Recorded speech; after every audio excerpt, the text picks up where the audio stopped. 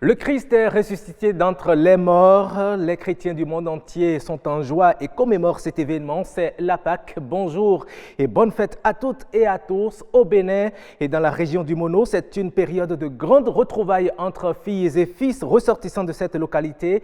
C'est la fête chaque année. Mais qu'en tirent les communautés comme avantage? Quelles sont les implications économiques de ces fêtes? Avec mes confrères, nous en débattrons en décryptage avant d'apporter cette bonne nouvelle aux consommateurs de la farine de manioc. Oui, le gari a considérablement baissé de prix dans les marchés. À quoi cela peut-il être dû?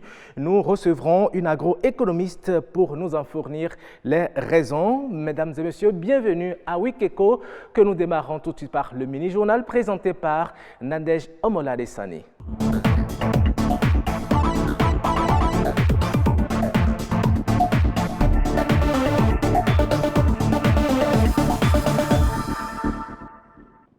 Bonjour à tous et bienvenue dans le mini-journal de Wikeko. Le Centre de promotion sociale des aveugles fête ses 35 ans d'existence. Ce centre offre l'opportunité aux déficients visuels d'avoir accès à un enseignement de qualité. Il compte aujourd'hui 120 apprenants répartis de la maternelle à l'université. Dans ce reportage, Louis Koudogbo et Amandine Anyamboussou nous emmènent à la découverte de ce centre. Créé en octobre 1983, le Centre de promotion sociale des aveugles de Segbeya est une structure qui s'occupe de la formation des apprenants déficients visuels. Nous avons dans l'enceinte du centre une école primaire qui part du CI jusqu'au CM2. Mais avant ça, nous avons aussi une école maternelle qui, à partir de cette année, est rendue inclusive. Ça veut dire que les petits voyants viennent dans l'enceinte de l'école maternelle aux côtés des enfants non-voyants. C'est le programme officiel en vigueur au Bénin qui s'exécute dans ce centre. Il y a des activités comme la réadaptation qui est réservée aux aveugles tardifs, c'est-à-dire ceux que la cécité a rattrapés en cours de chemin. Et au niveau de la réadaptation toujours, nous faisons ce qu'on appelle les activités de vie journalière. Lorsqu'on devient aveugle, il faut quand même savoir faire la cuisine. Il faut savoir laver son linge. Il faut savoir faire le ménage. 35 ans d'existence pour ce centre et le bilan est satisfaisant. Le regard a changé. Les préjugés sont tombés. On ne dit plus que c'est une malédiction, que c'est des gens qui sont condamnés à la mendicité, mais on voit des personnes, des femmes et des hommes qui sont capables de participer, de contribuer à la construction de la nation. Depuis sa création, le Centre de promotion sociale a déjà libéré plusieurs cadres sur le marché du travail. Il offre également des formations professionnelles. Ce centre m'a beaucoup aidé à briser la timidité, à oser face aux défis de la vie. Et c'est essentiellement à travers le sport et le théâtre qui ont contribué à la gloire de cette maison. J'ai commencé avec la première promotion, nous étions 15. Nous avions vécu des moments très importants. À 15, on se soutenait, on était très solidaires. L'essentiel pour nous, c'est que tout le monde puisse aller de l'avant. Tout n'est pas rose, le centre est confronté à plusieurs difficultés. Lorsqu'on ne voit pas et qu'on doit quitter, c'est le seul centre à Cotonou, dans le sud pratiquement, qu'on doit quitter un quartier lointain, prendre Zémidjan parce que les parents ne sont pas toujours disponibles, on s'expose à l'insécurité, on s'expose à beaucoup de difficultés. Donc l'idéal, c'est de les avoir sur place, dans un internat. Cela leur offrirait des conditions, de bonnes conditions d'études et de vie. Le défi de la scolarisation des déficients visuels est relevé, mais leur insertion professionnelle n'est pas encore effective. Le temps n'est pas extensible et une journée n'a que 24 heures. C'est un vecteur clé de développement. De sa bonne gestion et de l'importance qui lui sont accordées dépend le succès tant sur le plan individuel que national. Comment user de son temps et quelles sont les habitudes et petites astuces à intégrer dans nos quotidiens pour en faire son allié? Rebecca Adjinakou s'est penchée sur la question. Autant qu'ils sont, les Béninois reconnaissent l'importance du temps. Pour moi, le temps est tellement si important que j'arrive même plus à dormir la nuit. Parce que dormir la nuit, ça fait encore perdre de temps. Dès que le temps est parti, vous ne pouvez plus rattraper. Alors si nous ne rattrapons pas l'heure qui passe, nous n'allons pas espérer rattraper le temps qui est passé. Richesse à la portée de tous, le temps passe et se révèle court.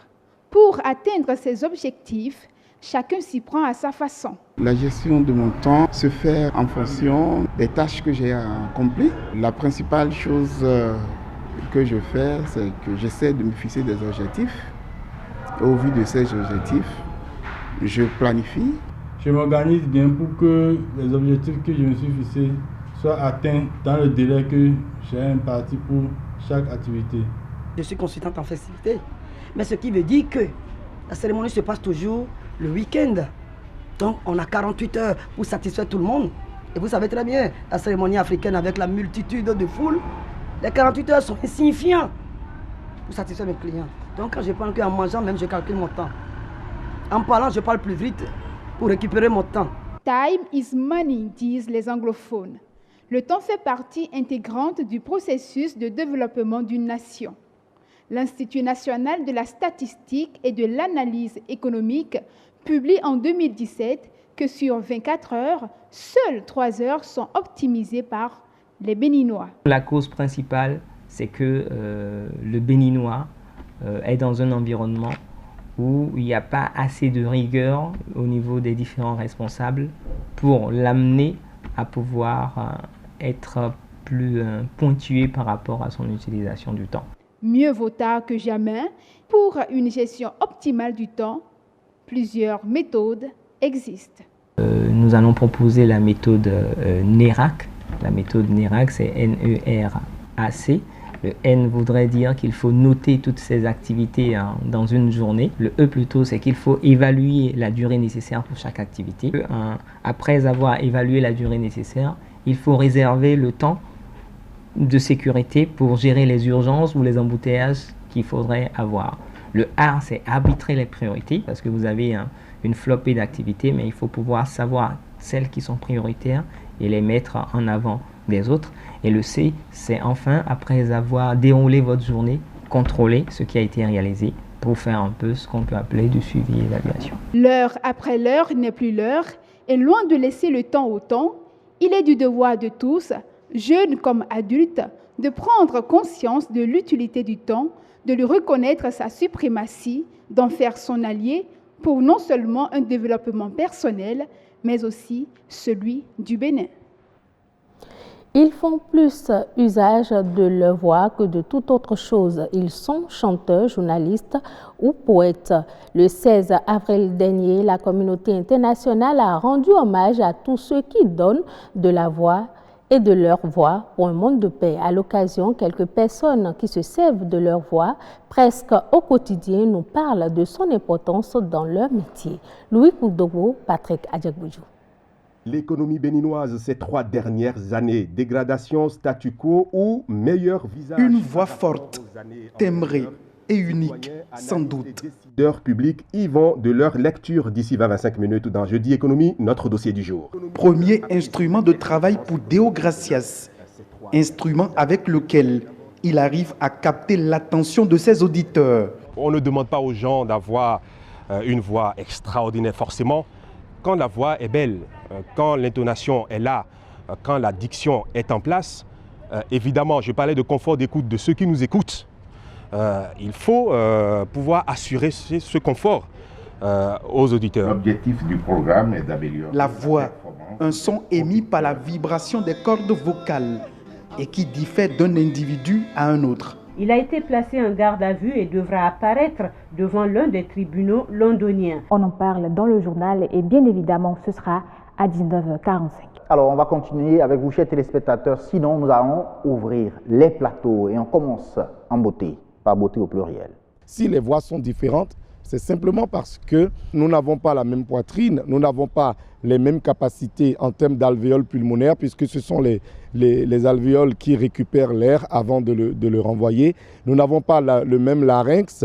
La voix reçoit plusieurs qualificatifs selon le rôle que l'individu l'amène à jouer. T'es ma plus belle erreur, ma plus belle histoire. Embrasse-moi comme tu sais le faire. Cette voix, je la nourris en chantant chaque jour, en l'aiguisant d'une manière ou d'une autre. Mi fankman wa akpan glacé, akpan ni wa soukle ni peme, akpan vivi manu choboku, adova mono ikutome. En réalité, le même instrument qui sert à parler, c'est ce même instrument qui sert à chanter. C'est le cas de la musique. La voix est comme la tête pour notre musique. Et donc, sans la voix, nous ne pouvons pas vendre cette musique que nous faisons.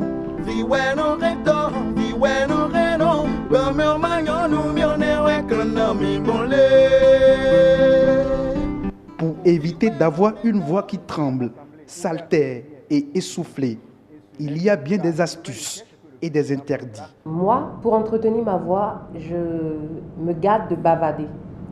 Le chanteur ne bavade pas, le chanteur parle. Parce qu'en bavardant, c'est-à-dire en abusant de nos cordes vocales, il est clair que nos cordes vocales vont se fatiguer.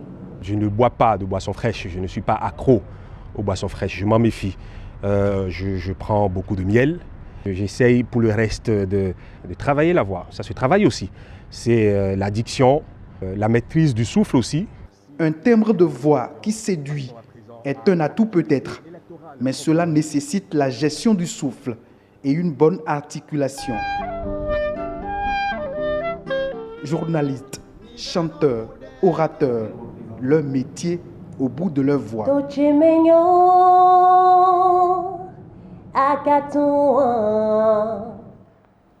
C'est la fin de ce mini-journal. Ne zappez surtout pas, Wikiko continue.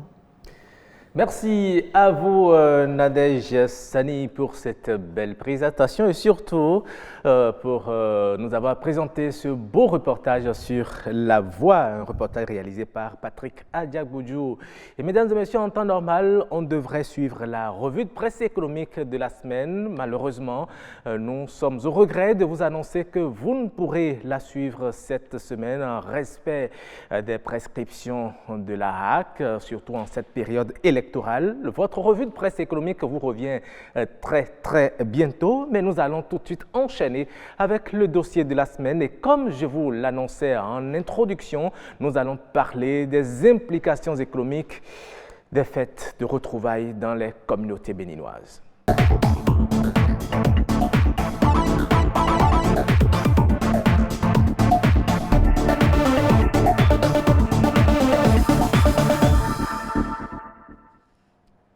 Et mes invités, mes confrères, ils sont déjà sur ce plateau. Avec plaisir, je vous présente Arnaud Doumaou. Bonjour. Bonjour, cher Amirac. Journaliste au quotidien Fraternité, merci d'être sur ce plateau. C'est moi. Et puis en face de vous, Benoît Rondja. Il est journaliste à Radio Bénin Alafia. Bonjour Benoît. Bonjour. Bonne fête à vous. Eh oui, bonne fête à vous également. Affectueusement, nous vous appelons ici le pape. Tout à fait. Mais pourquoi on vous appelle le pape? C'est une longue histoire. Une longue histoire, d'accord.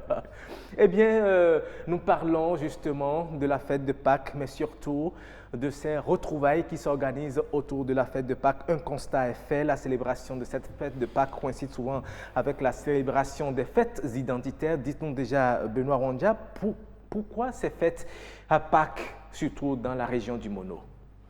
Merci. Il faut déjà préciser d'entrée que ce n'est pas forcément des fêtes religieuses. Ce n'est pas lié forcément à Pâques. Ce n'est pas des chrétiens qui se sont réunis et qui se sont dit « le Christ est ressuscité, fêtons également ». Ce n'est pas forcément la Pâques qui est fêtée. Mais curieusement, c'est à Pâques que c'est fêté. Oui, et ce n'est pas curieux non plus en fait. Disons que quand vous prenez Gogo, la fête identitaire au niveau de Bopa, par exemple, tous ceux qui fêtent Gogo ne sont pas à Bopa. Il y a des gens qui sont à Cotonou, il y a des gens qui sont à Parakou et qui souhaiteraient bien rejoindre leur famille, communier avec les frères et sœurs à cette occasion-là. Vous aurez remarqué que ces fêtes, pour la plupart, sont soit à Pâques ou à Pentecôte. C'est pas anodin, c'est parce que nous avons le lundi de Pâques.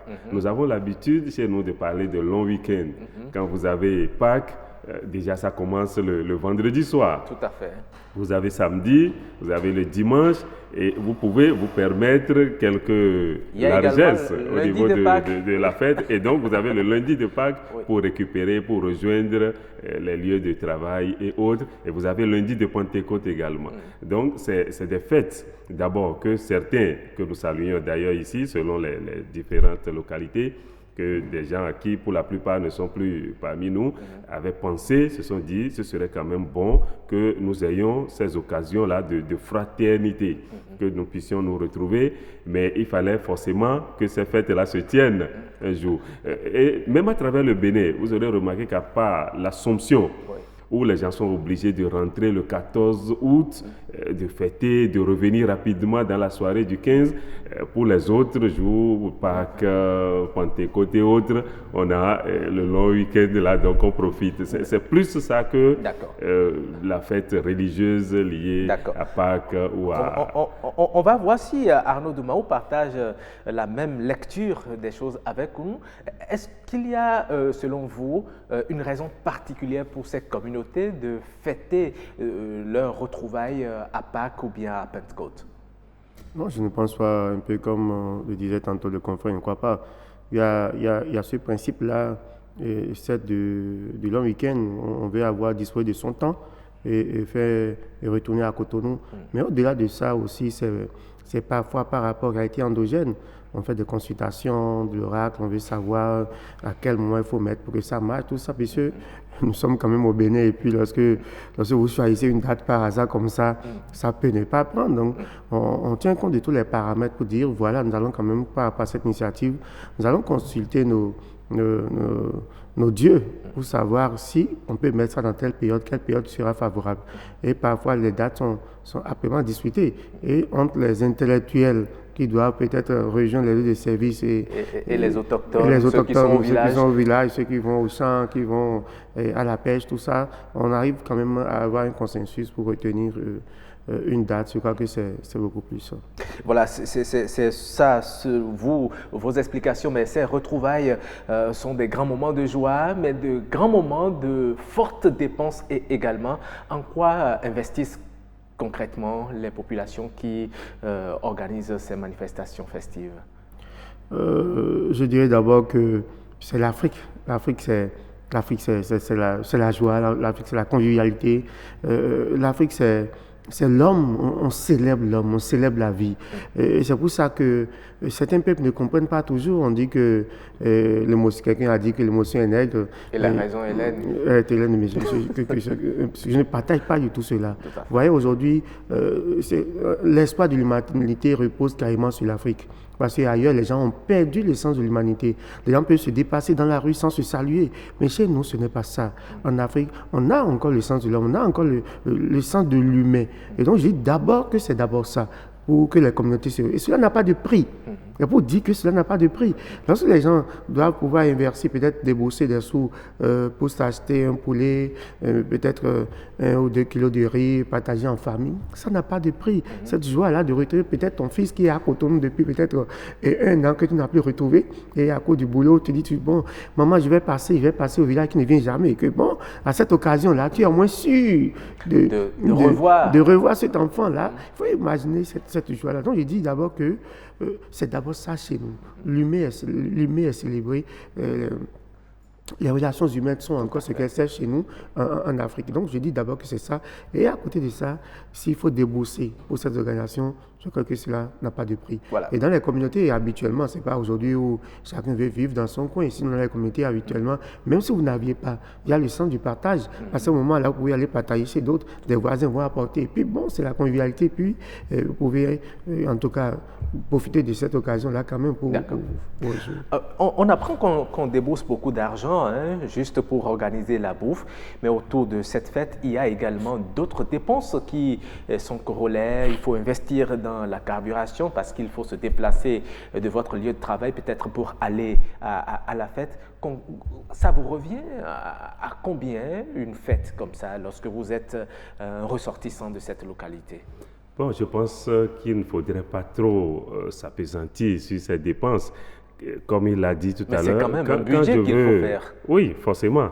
Même si vous décidez de fêter à la maison, vous avez un budget, vous avez des dépenses à faire. Oui, la fête à la maison et la fête des retrouvailles, c'est différent. Oui, il l'a si bien dit. L'Afrique, c'est ça, cette fraternité.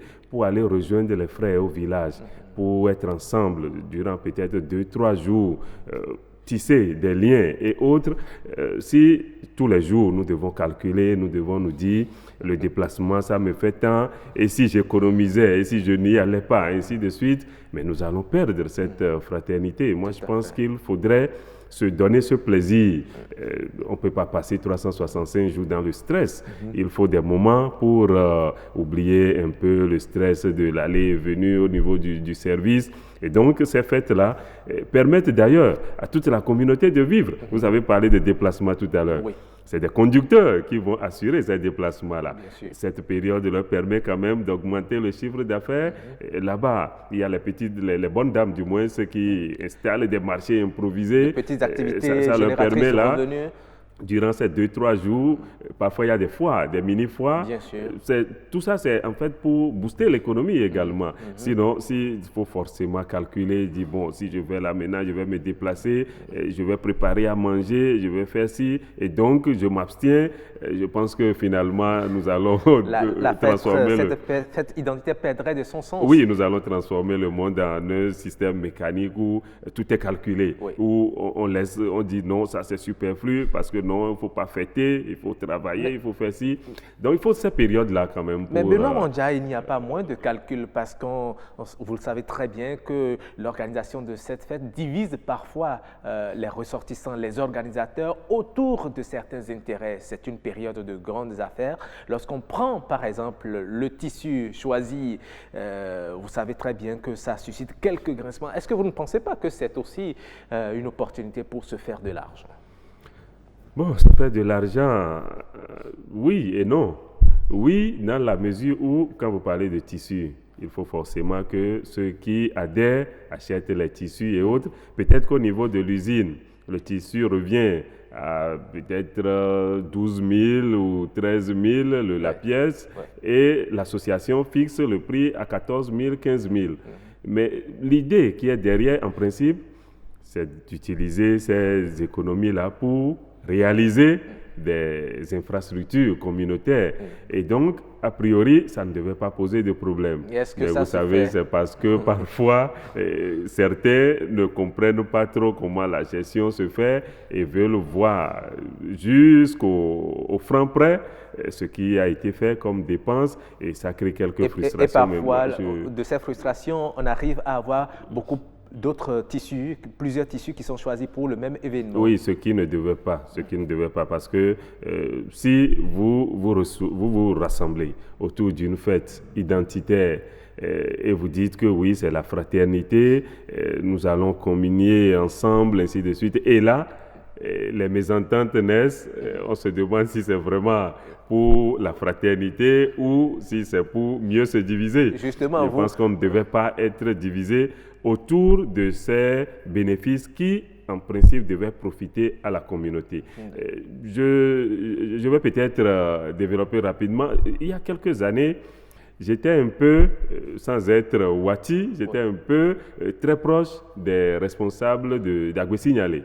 Mais à l'occasion de la fête d'Agué-Signalé, il y avait forcément un groupe de musique traditionnelle qui sortait un album. Et ça, c'est les dirigeants, les responsables d'Agué-Signalé en ce moment, qui œuvraient pour que ces albums sortent. Et nous, en tant que journalistes, dans nos émissions, on récupérait ces sons-là pour promouvoir la culture ouati. pour sortir un album, il faut forcément dépenser. Et donc, il faut trouver ces sous quelque part. Ce n'est pas toujours des mécènes qui doivent sortir de leur poche ces sous. Donc, les divisions, c'est le côté secondaire déplorable de la chose. Ce qui devait être, c'est que tout le monde puisse adhérer et se dire que ce qui va sortir comme bénéfice profitera toujours à la communauté. Très bien. Est-ce que vous pensez qu'en temps normal, les tissus devraient diviser? Non, pas seulement les tissus. La division, c'est d'abord politique. D'abord politique parce que... Une récupération politique. Une récupération politique que nous observons de plus en plus. Nous sommes tous peut-être natifs d'une même localité, mais nous n'avons quand même pas la même obéissance politique. Et lorsqu'il y a de ces manifestations aujourd'hui, les politiques veulent récupérer. Imaginez par exemple, nous sommes en période électorale et qu'on dise demain qu'il y a une fête de communauté quelque part. Je suis sûr que vous allez voir toutes les tendances, tout le monde veut venir quand même marquer pour venir soutenir. C'est l'occasion de communiquer. C'est l'occasion de communiquer. Nous sommes avec vous, nous vous soutenons. Et puis chacun, on fait de la récupération. Alors que lorsque vous organisez une manifestation et en dehors de la période, en tout cas de la fièvre électorale, vous n'avez personne. Difficilement, les gens viennent vous soutenir. Donc, vous voyez, généralement, on a l'impression que la politique prend le pas parfois sur notre identité culturelle. Vous pouvez être quand même natif d'une localité, avoir votre audience politique, mais laisser cela à côté et vous dire que la fête communautaire, c'est une fête identitaire. Et ce que vous allez laisser, c'est un héritage que vous allez laisser aux générations à venir. Vous n'allez pas laisser en héritage le parti auquel vous avez adhéré. Non, mais il faut inviter beaucoup plus ces fils de certaines localités qui sont dans la sphère politique, mais qui pensent que la politique doit primer sur tout. Imaginez que vous organisez une manifestation, vous avez besoin d'un acteur, en tout cas il est natif de la localité, vous vous rapprochez de lui, vous dites mais on a besoin de votre contribution. Est-ce que parce que les politiciens ils contribuent, ils participent à l'organisation de la fête, non, il doit venir ventiler que c'est lui qui doit faire cela. Ouais, c'est ça. C'est pour se faire de la popularité. De la popularité. Et au même moment, vous ne pouvez pas vous dire non, parce que ça se passe comme ça, nous n'irons pas lui demander de l'argent. Vous avez besoin des ressources. Il en a un peu plus. Et les fils natifs de la localité. Mais ceux qui apportent aussi de ces ressources, ce sont les ressortissants qui sont de la diaspora, par exemple. Qu'est-ce qu'ils apportent concrètement? Parce qu'on sait, on parle de fête de retrouvailles, c'est l'occasion pour eux de venir au pays, mais qu'apportent-ils concrètement pour rehausser cet événement chaque fois? Oui, il faut dire, le grand frère parlait tantôt de l'aspect économique tout à l'heure.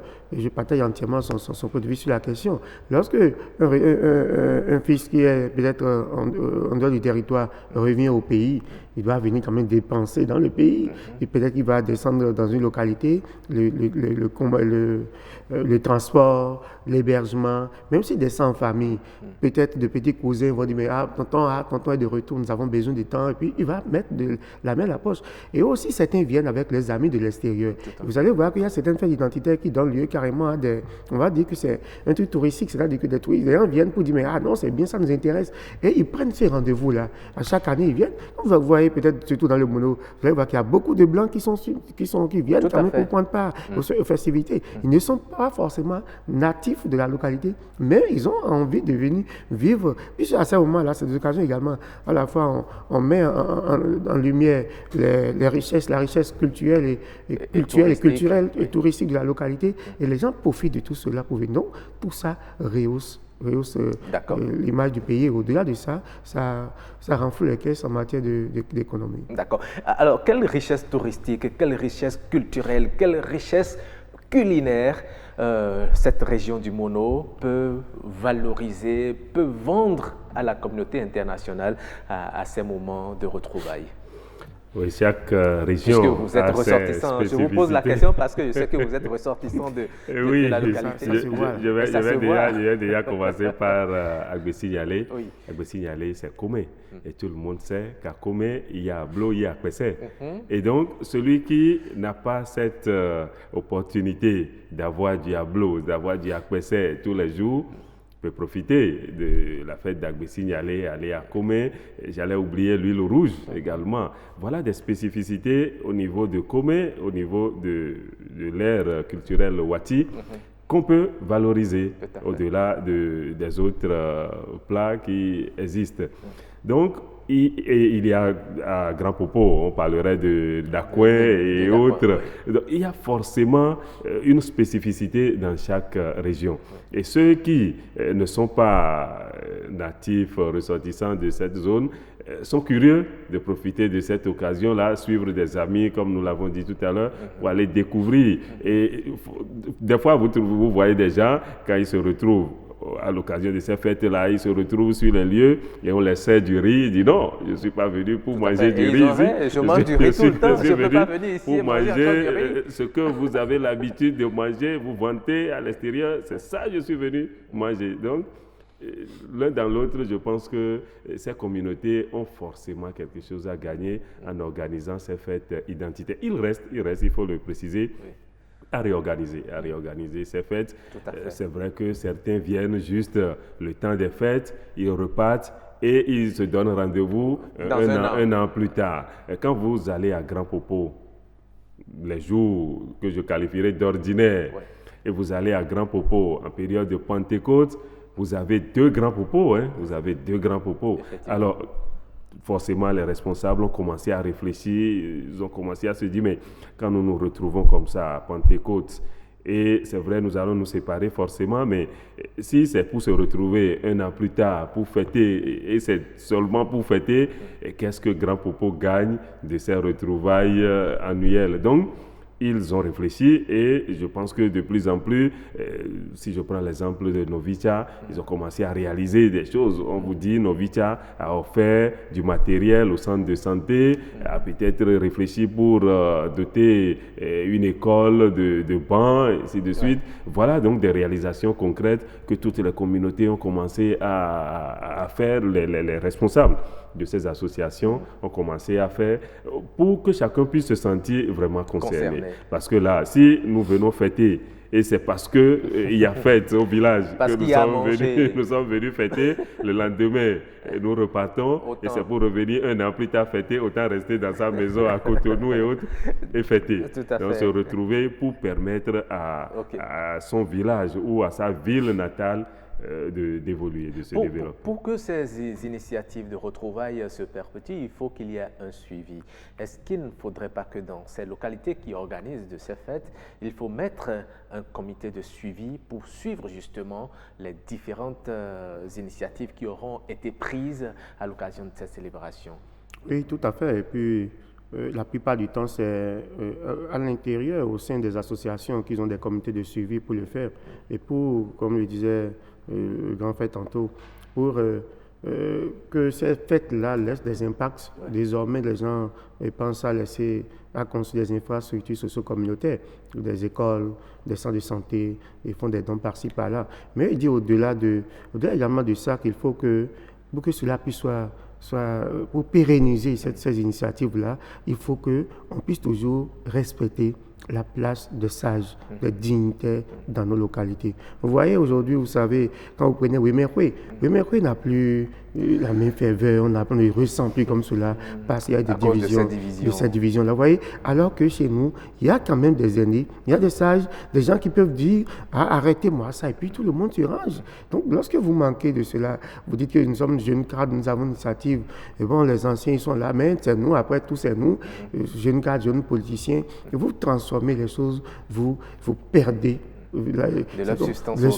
originelle. Donc je crois qu'il faut que chacun puisse avoir raison de garder et dire voilà, nous avons peut-être une initiative, nous avons beaucoup plus de vigueur aujourd'hui, mais les jeunes d'aujourd'hui deviendront certainement les jeunes d'aujourd'hui sont les vieux de demain. Et ils seront mangés à la même sauce. Ils seront mangés à la même sauce. Donc Merci à vous, Arnaud Doumaou. Benoît Rondia, je vous laisse la parole rapidement, quelques secondes de votre mot de fin.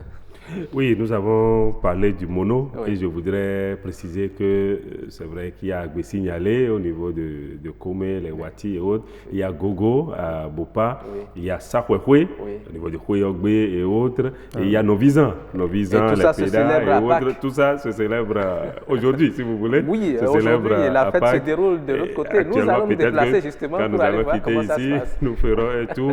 Et donc, je voudrais, en guise de mot de fin, dire à ces communautés qu'il est utile de ne pas se cantonner seulement sur l'aspect fête.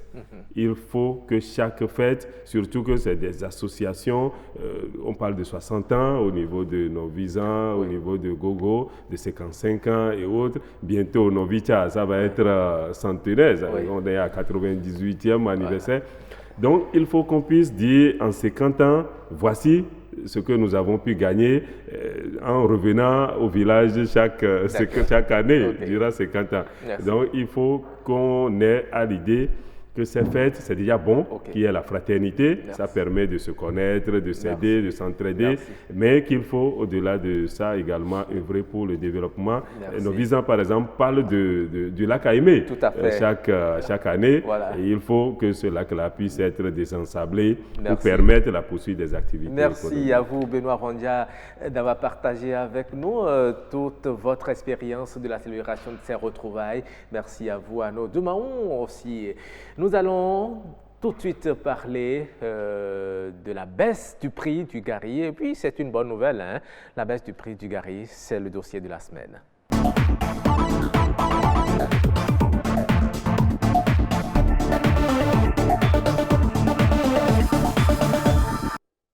Ce bon gari-là a un saveur très, très délicieux.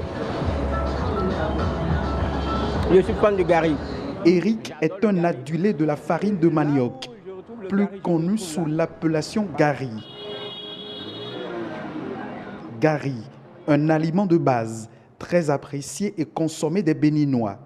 Le gari, pour moi, c'est, après le maïs, le premier aliment des Béninois. C'est le produit qui nous est le plus familier, parce qu'il est rare d'avoir une famille béninoise qui n'ait pas du gari à la maison. Du gari au marché d'Antokpa, il en existe en abondance et de plusieurs qualités. Mais malheureusement, la saison semble ne pas être celle des bonnes affaires pour les commerçantes et les revendeuses. Et pourtant, la farine de manioc est disponible en quantité et moins chère. La mesure passe de 300 à 100 francs CFA et de 400 à 150 francs CFA selon la variété. Cette variété de farine de manioc est celle molle. Elle est aujourd'hui vendue à 100 francs la mesure. Par contre, c'était à 300 francs. Celle-ci est la variété croustillante.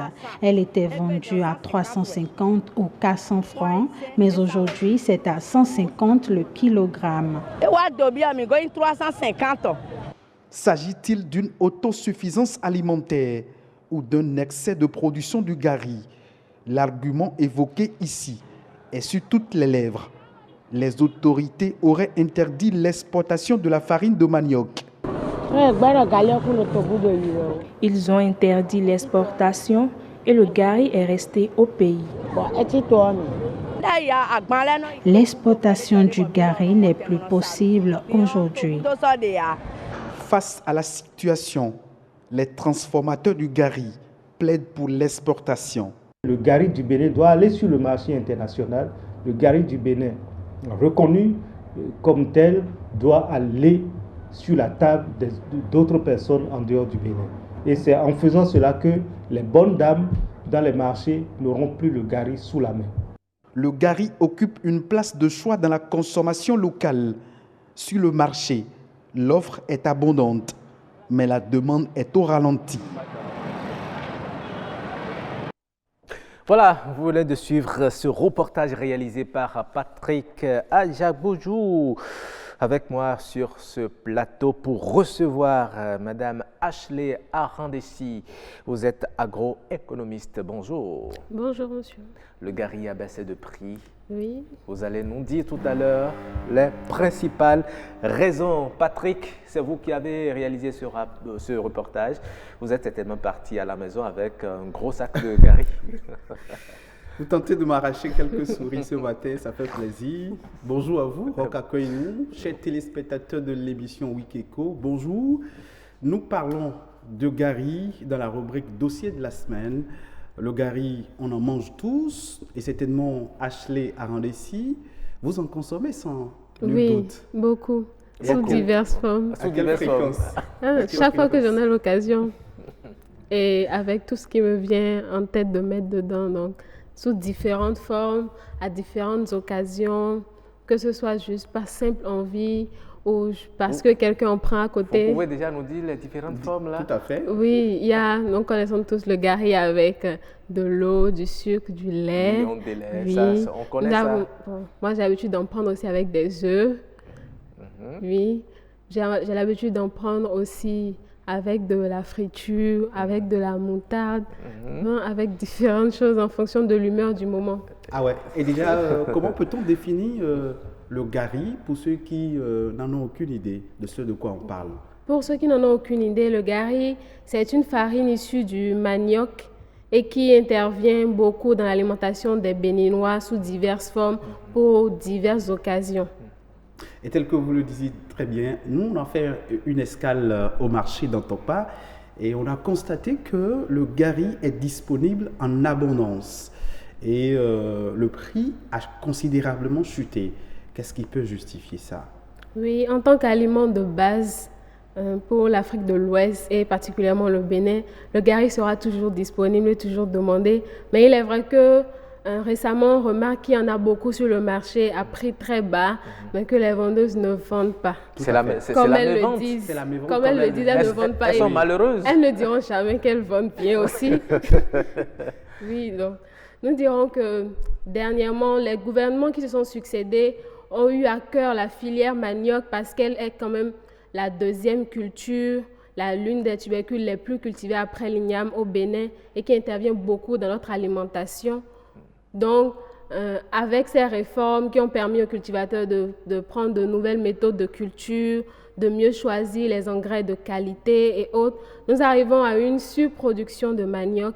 Et qui dit surproduction de manioc dit surproduction des dérivés du manioc, donc du gari aussi par conséquent. Et puisque l'offre doit s'adapter à la demande, et qu'il y a beaucoup sur le marché pour pouvoir avoir des clients, il faut baisser les prix. Mais nous avions également appris qu'entre-temps, le gari était un produit d'exportation et que des dispositions auraient été prises pour limiter l'exportation du gari. Est-ce que ce n'est pas ça qui justifie le constat que nous faisons aujourd'hui de baisse de prix dans les marchés? D'après certaines commerçantes, oui. Il paraît qu'il y a eu des dispositions du gouvernement qui interdiraient l'exportation du gari, mais pour ce qui est de nos informations à nous, nous n'avons vu aucune loi, aucune règle normative qui interdirait l'exportation du gari béninois hors de nos frontières. Vous parliez tantôt de différentes méthodes utilisées pour produire différentes qualités de gari ou de farine de manioc. Et on a différentes méthodes pour fabriquer le gari. Le gari existe en abondance sur le marché, mais la demande est au ralenti. Qu'est-ce qui justifie ça? Il n'y a pas de clients dans le marché. Est-ce que cela voudra dire que la qualité du gari n'est pas la chose la mieux partagée dans nos marchés?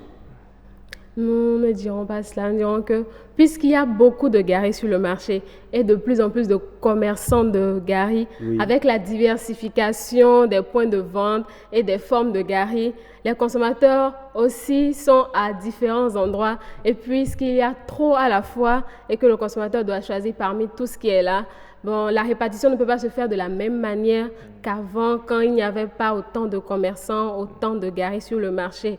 Donc les commerçants n'auront pas un retour économiquement parlant pareil à celui qu'ils avaient avant et ils diront donc qu'ils ne vendent pas, qu'il n'y a pas de clients.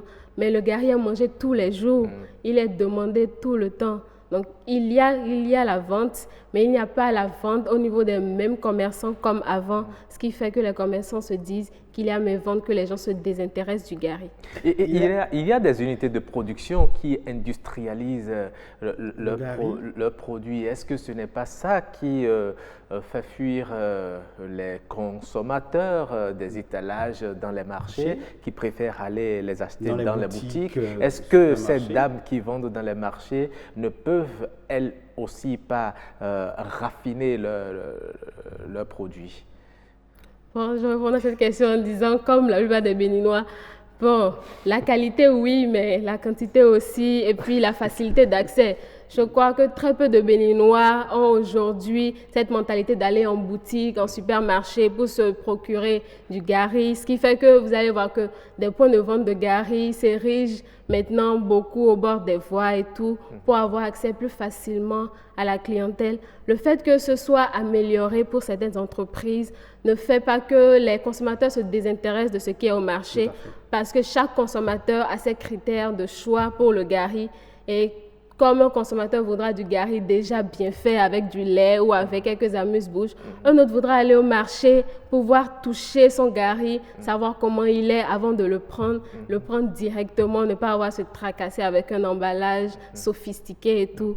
Donc, chaque commerçant a sa clientèle et chaque commerçant aura toujours sa clientèle. Pensez-vous que labelliser le gari béninois serait très bénéfique pour producteurs, consommateurs et l'État? Oui, comme pour tout produit, labelliser le gari serait un très grand avantage pour la population béninoise, commerçants comme acheteurs, et aussi pour le gouvernement parce que cela donne déjà une meilleure visibilité à notre produit. Cela atteste de ce que les conditions de production au Bénin sont bonnes et que la qualité y est pour que des gens à l'extérieur puissent consommer notre produit local en respectant les normes traditionnelles. Et déjà, je crois que le gari du Savalou est déjà en liste pour se faire accepter de l'Organisation africaine de la propriété intellectuelle. Vous parlez du gari Sorwi. Oui, le gari Sorwi, oui, qui est sur la voie. Donc, faire cela, faire en sorte que notre gari aura une certaine renommée et puis sur le marché, il y aura plus, les consommateurs seront plus enclins à aller vers ce gari que peut-être le gari du Nigeria ou d'un autre pays. Nous serons un peu comme le vin de Bordeaux, on dira le gari du Bénin, le gari de Savalou, et ce sera plus facile à écouler sur le marché. Le consommateur béninois aussi sera plus confiant à la qualité du produit qu'il consomme tous les jours, donc plus de ventes forcément pour les commerçants, tant à l'interne qu'à l'externe.